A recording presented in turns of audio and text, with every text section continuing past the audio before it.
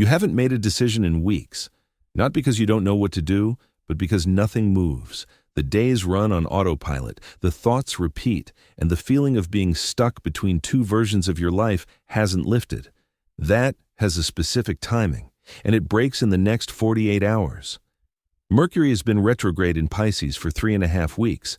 That's what's kept decisions suspended, thoughts circular, movement at a standstill. Tonight at 1:23 a.m. UTC, the new moon closes at 28 degrees 47 minutes, Pisces, the final degree of the zodiac. This also marks the closing point of Neptune's 14-year cycle through Pisces, which began in 2011. Then, tomorrow, March 20th, the Spring Equinox at 10:46 a.m. Eastern Time, and Mercury turning direct at 3:33 p.m. Eastern Time, 5 hours apart in the same day. This is the reset. The Spring Equinox doesn't ease you out gradually, it cuts clean. 3.5 weeks of fog, delayed decisions, and circular thinking don't fade. They end. This video covers 3 signs that your life is already shifting, right now, before you've made a single move. The surprising part isn't the equinox itself. The reset doesn't come because you decide something. It comes because the cycle that created the stagnation is physically closing. In the next few minutes, you'll discover 3 things. First, why tonight's new moon closes something you've been carrying for years, not just the past few weeks. Second, why 2 events landing 5 hours apart on the same day makes this shift structurally different from any other spring. Third, what the first sign of your reset actually feels like, and why it arrives before you've taken any action. What you've been feeling wasn't confusion. It was a cycle completing, and what is completing doesn't stay suspended past its end point. The state has a name. Mercury went retrograde on February 26th in Pisces. It's been running backward through that sign for exactly 3.5 weeks. And what Mercury retrograde in Pisces does specifically, not retrograde in general, is this. It suspends the particular kind of thinking that leads to forward movement. The same thought runs twice, then again. The same question circles without landing. The days move, but you don't feel like you're in them. Most people in this state assume the problem is internal, that they need to push harder or think it through one more time or stop avoiding. But the mechanism here isn't psychological. Mercury retrograde is a transit, a planetary pattern with a start date and an end date. 3.5 weeks ago it began. Tomorrow, it ends. The difficulty you've been working against isn't a personal failure, it's a condition of the period. The way trying to see clearly through fog is difficult, not because your eyes don't work, but because the air itself is the obstacle. That obstacle closes tomorrow. But to understand why the closing point tomorrow carries as much weight as it does, why this isn't just a retrograde ending, you need to see what's been running underneath the past 3.5 weeks. Mercury retrograde was the surface layer. But there's a second one, older and slower, and tonight it closes too. Neptune spent 14 years in Pisces, from 2011 to January 26th of this year. 14 years is a long time for a planet to move through a single sign, long enough that most of what it shaped became invisible. You stopped noticing it the way you stopped noticing a low sound that's been in the room for years. It became the background of how you operated. Neptune in Pisces has a specific effect on how people process uncertainty. It softens the edges of decisions. It makes it easier to stay in ambiguity than to move through it. The feeling of, I'll figure it out eventually, the preference for waiting over choosing, that pattern didn't come from nowhere. It had an environment that supported it, and that environment ran for 14 years. Neptune left Pisces on January 26th, but the sign didn't immediately clear. The residue of that kind of cycle doesn't dissolve in weeks. What you've been carrying, the deferred decisions, the version of yourself that keeps getting postponed, some of that has roots that go back further than February, further than last year. Tonight's new moon falls at 28 degrees 47 minutes Pisces. That's the final degree of the final sign of the zodiac. And it's the first new moon in Pisces since Neptune left, which means it's landing in the exact space Neptune just vacated and closing it. That's not the same as a regular new moon. A regular new moon resets a monthly cycle. This one lands at the closing point of something that ran for 14 years, in the same sign, at the final degree. It's not opening a new chapter, it's sealing the one that just ended. What that means for you personally is this. What you thought you were working through over the past few weeks may have a longer route than you realized. The pattern of suspension, the circling, the waiting, the sense that some part of your life has been on hold, may not have started in late February. It may have started much earlier. And tonight is where that longer thread reaches its endpoint. This is why the closing feels heavier than a typical retrograde ending. Mercury direct tomorrow removes the short-term block. The new moon tonight closes something underneath it. 2 layers of suspension releasing within hours of each other. Both of those closings happen before the third event, and the third event is the one that changes the direction of what comes next. So here is where you are in the sequence right now. Sign 1 has already landed or is landing tonight. The new moon at 28 degrees 47 minutes, Pisces closes at 1:23 a.m. UTC. If you're watching this before that time, you're in the final hours of it. If you're watching after, it is already past. Either way, the first event is no longer ahead of you. It is here or behind you. Sign 2 is tomorrow morning, March 20th, 10:46 a.m. Eastern Time. That's when the sun moves into 0 degrees Aries, the Spring Equinox.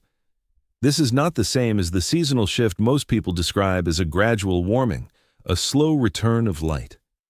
The astrological mechanics are different. The sun doesn't drift into Aries. It enters at a precise moment, and 30 days of Pisces, 30 days of diffusion, inward pull, and blurred edges end at that same moment, not over the following week. At that point, 0 degrees Aries is sometimes called the Aries point, the degree where the personal and the collective intersect most directly. When the sun crosses it, the environment shifts register. The conditions that made suspension easier than movement, they don't fade, they stop. Sign 3 arrives 5 hours later. Mercury stations direct at 3:33 p.m. Eastern, 1933 UTC. The retrograde that began on February 26th closes. The same Mercury that has been moving backward through Pisces for 3.5 weeks turns around in the same sign where tonight's new moon fell. 5 hours between 2 independent events. The equinox and Mercury direct are not connected by a single planetary cycle. They are separate mechanisms that happen to land on the same calendar day. One closes the solar year's final chapter. The other ends the retrograde. Together, within 5 hours, they remove 2 different layers of the same condition. That's what makes March 20th structurally different from a typical Mercury direct station or a typical equinox. Either event alone would register as a shift. Both in the same day, with the new moon the night before, creates a sequence, not a single turning point, but 3 closing brackets in under 24 hours. You're not reading about this ahead of time and deciding whether to prepare. You are inside this window. The first bracket closed tonight, the next 2 close tomorrow before evening. And the question isn't whether the shift happens.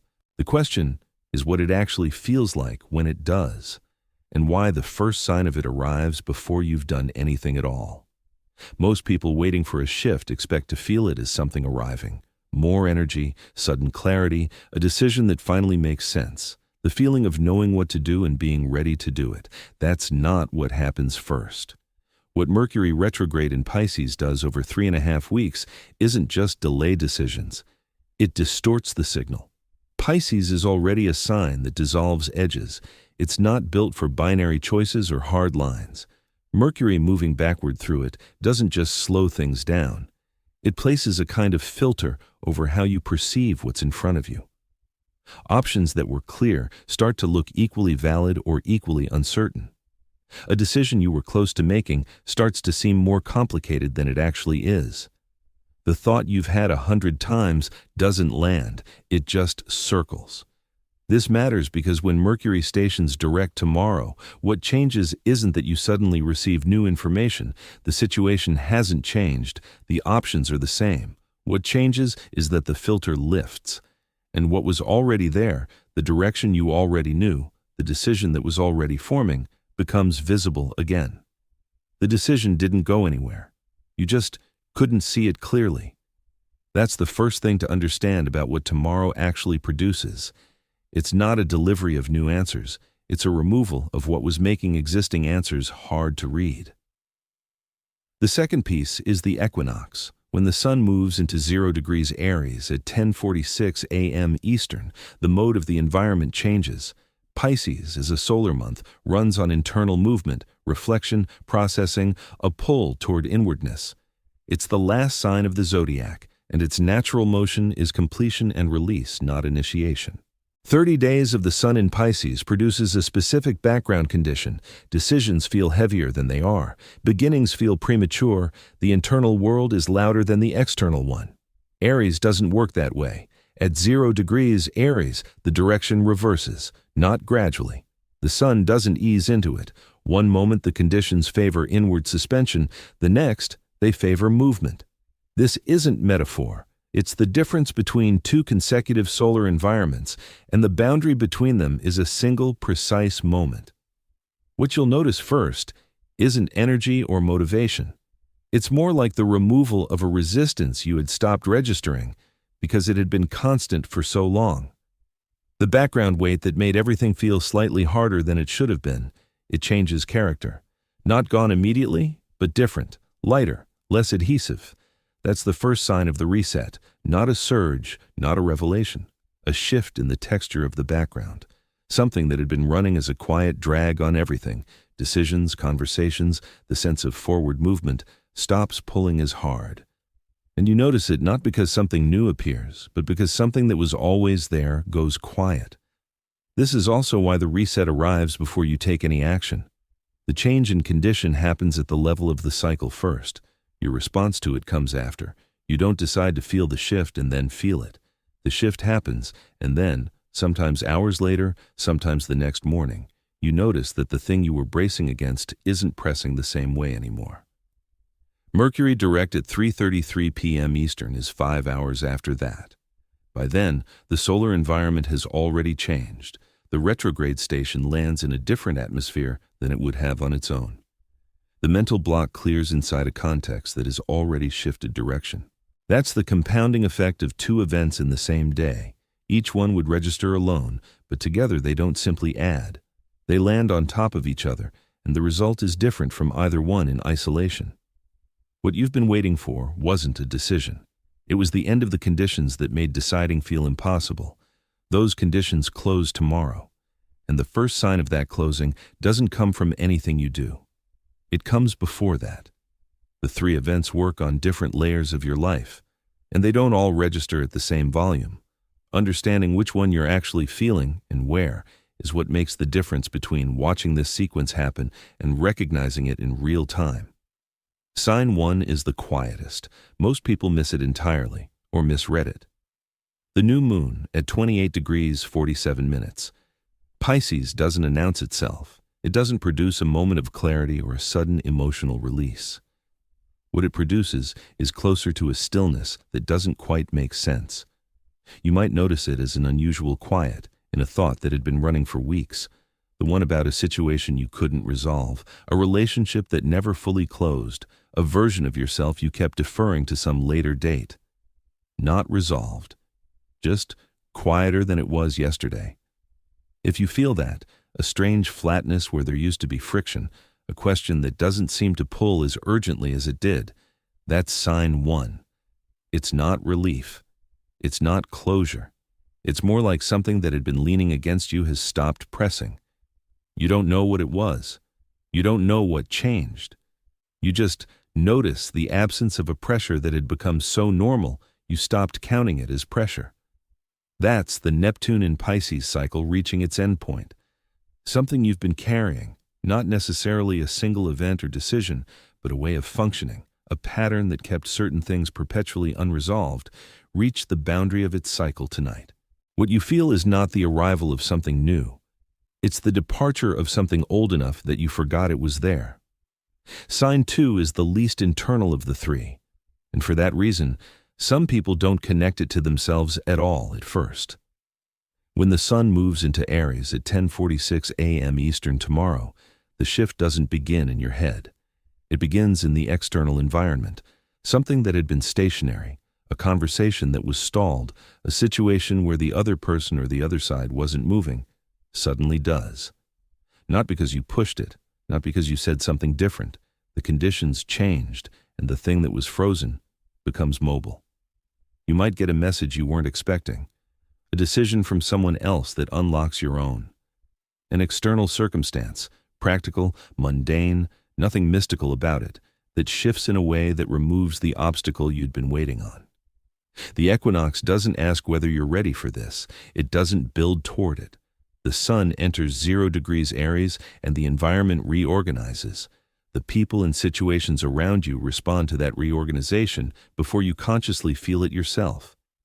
If tomorrow something external moves when you weren't expecting it to, that's sign 2. The shift came from outside, but it was the equinox that created the conditions for it. Sign 3 is the one most people will feel most clearly, and it arrives with a very specific texture.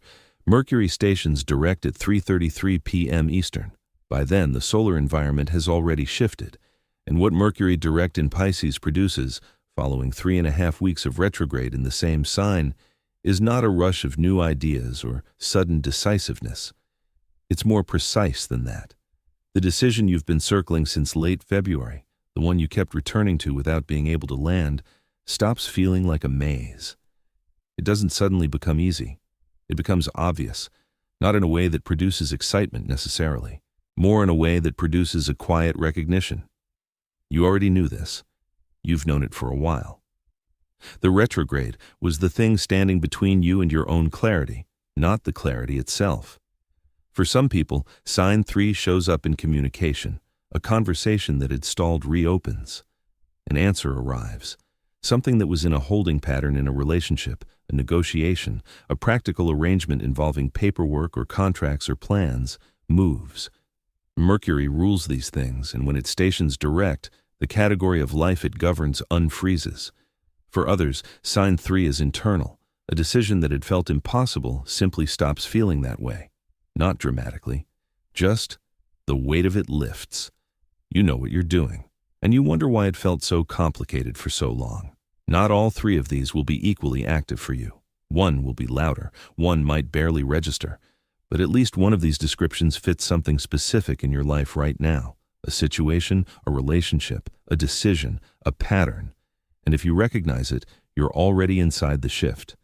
What happens in the days immediately after is where it either takes hold or doesn't. The window closes tomorrow at 3:33 p.m. Eastern. After that, you're no longer inside the 48 hours, you're in what comes after. And what comes after is different from what most people expect. There's a tendency, after a period of suspension finally ends, to expect a clean beginning, a clear slate, the sense that now, finally, things will move with purpose and momentum and you'll feel like yourself again. That does happen, but it doesn't happen all at once, and it doesn't happen on the first day. What the immediate aftermath feels like is quieter than that. Not empty, quieter.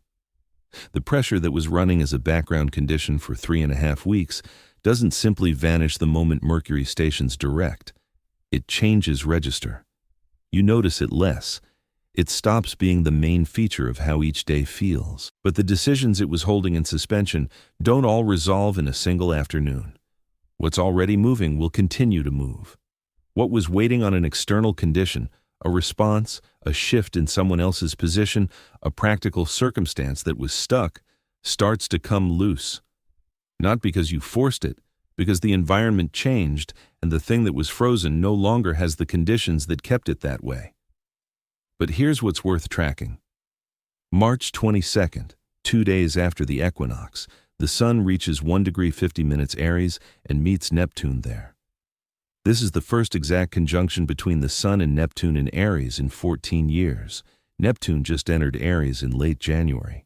It's new in this sign, and when the sun meets it on the 22nd, something that shifted during the reset, something you felt but couldn't fully articulate, starts to come into language. Not Neptune's usual dissolving effect. Neptune in Aries is different. It's directional. The thing you've been sensing about your next move, the direction that kept forming and then disappearing in the fog of Pisces, on the 22nd, it sharpens enough to name. That's not the final word. It's the first moment of visibility. Then, March 25th, the Sun reaches 4 degrees 43 minutes, Aries, and meets Saturn. This is where the impulse meets the frame. Saturn in Aries tests whether what felt like a clear direction after the reset actually has structure under it. Not harshly, not as an obstacle.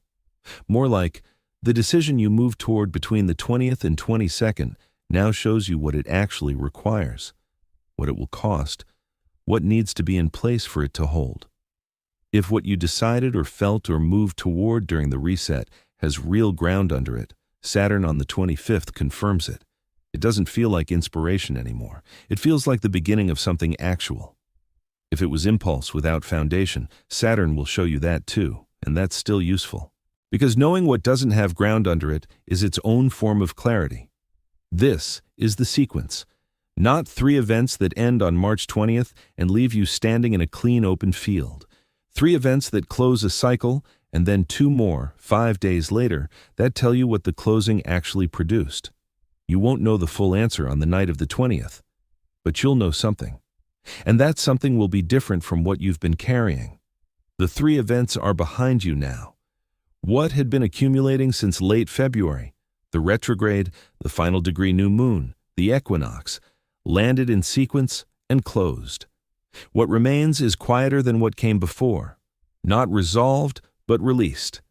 The decision you were circling hasn't necessarily arrived yet, but the thing holding it in suspension has let go.